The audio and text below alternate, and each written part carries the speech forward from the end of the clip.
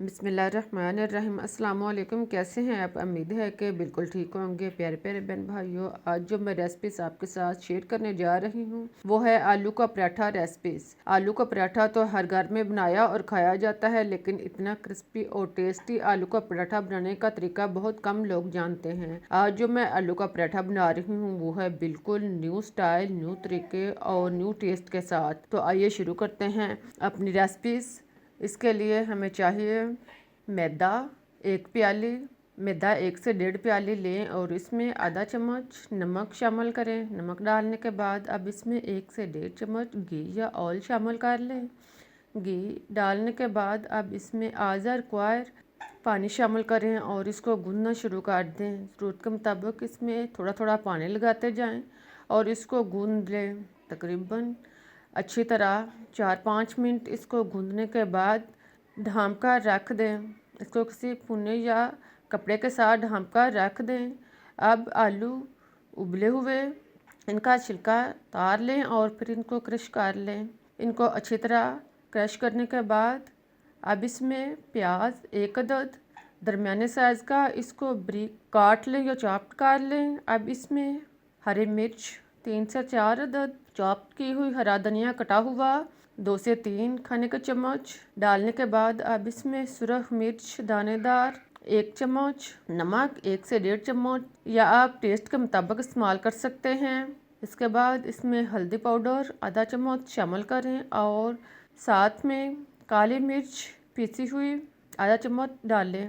اس کے بعد اس میں خشک دھنیا پسا ہوا 1 چمچ شامل کریں اور پھر زیرہ پسا ہوا 1 چمچ ڈالنے کے بعد ان سب کو اچھی طرح مکس کر لیں۔ سارے مسالہ جات کو اچھی طرح یکجا کرنے کے بعد اب تھوڑا سا امیزا لیں اور اس کو ہاتھ میں دبا کر اس کو پہلے ہاتھ میں دبائیں اور پھر دونوں ہتھیلیوں کی مدد سے اس کو گول بول کی شکل میں بنا لیں۔ سارے امیزے کے باؤل تیار کر لیں۔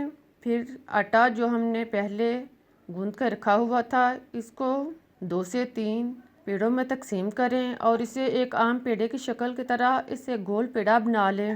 سارے آٹے کے پیڑے بنانے کے بعد اب اس کو بیلنا شروع کریں۔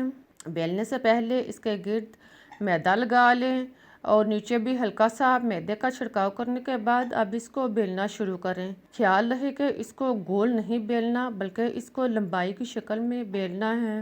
اس کو لمبا تقریباً 10 سے 12 انچ تک بیلیں۔ پھر اس کو درمیان سے 3-4 انچ کے وقفے سے اس کو درمیان سے دبا کر ساتھ ملا لیں۔ اس کو 3 حصوں میں دبائیں اور پھر تینوں حصوں میں ایک ایک باؤل رکھ دیں۔ خیال رہے کہ جتنا آپ چھوٹا پراٹھا بنائیں گے اتنا ہی پراٹھا بہتر اور اچھا بنے گا۔ اگر آپ زیادہ بڑا پراٹھا بنائیں گے تو اس کے اندر بل زیادہ آئیں گے، چھوٹا پراٹھا بنائیں گے تو یہ اچھا اسٹائلش اور بہتر پراٹھا تیار ہوگا۔ میں پراٹھا بڑا بنا رہی ہوں، آپ اس کے لیے کم میدا بھی یوز کر سکتے ہیں۔ آپ باؤل کو ایک سے دوسرے اور پھر تینوں حصوں میں فولڈ کرنے کے بعد اس کے کھلے حصوں کو انگلیوں کی مدد سے بند کر لیں اور پھر اس کو بیلنا شروع کریں۔ یہ عام روٹی کی طرح بیلنا شروع کر دیں۔ خیال ہے کہ اس کو گول نہیں بیلنا بلکہ اس کو تکونی شکل میں بیلنا ہے۔ اس کو اچھی طرح مناسب چپاتی کی شکل میں بیل لیں لیکن گول نہ ہو۔ بالکل اس طرح پراٹھا بیلنے کے بعد اب پین یا توا گرم کریں، اس پر ہلکا سا گھی لگا لیں۔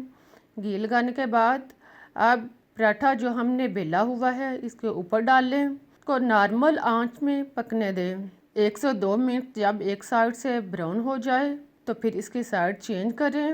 دیکھیں اب ایک سائیڈ سے پراٹھا جو ہے وہ براؤن ہو چکا ہے، اب اس کی سائیڈ چینج کریں اور پھر اسے 2 منٹ تک پکائیں۔ ساتھ میں اس کے اوپر آئل یا گھی لگاتے جائیں۔ ایک سائیڈ پر آئل لگانے کے بعد اس کی سائیڈ چینج کریں اور اس کی سائیڈ آئل والی سائیڈ نیچے رکھ کے اس کو 2 سے 3 دفعہ اپنی جگہ سے حرکت دیں۔ اسی طرح 1 سے 2 دفعہ اس کی سائیڈ جو ہے وہ چینج کریں۔ جب دونوں سائیڈ سے پراٹھا جو ہے اچھی طرح براؤن ہو جائیں تو اس کو اتار لیں۔ ہمارا پراٹھا جو ہے تیار ہو چکا ہے، بہت ہی مزیدار، کرسپی اور ٹیسٹی ہے اور اندر تک فرائی اور پکا ہوا ہے۔ میں آپ کو توڑ کر دکھاتی ہوں، آپ خود دیکھ سکتے ہیں۔ آپ بھی एक दफ़ा ये रेसिपी ज़रूर ट्राई करें। आई होप कि आपको मेरा ये तरीका पसंद आएगा। अगर पसंद आए तो लाइक ज़रूर करें और मेरे चैनल को सब्सक्राइब करना ना भूलें। मुझे इजाज़त दें इस दुआ के साथ कि आप जहाँ भी रहें खुश रहें, आबाद रहें और मुस्कुराते रहें। मैं फिर मिलूँगी एक नई रेसिपीज़ के साथ। तब तक के लिए अल्लाह हाफिज़।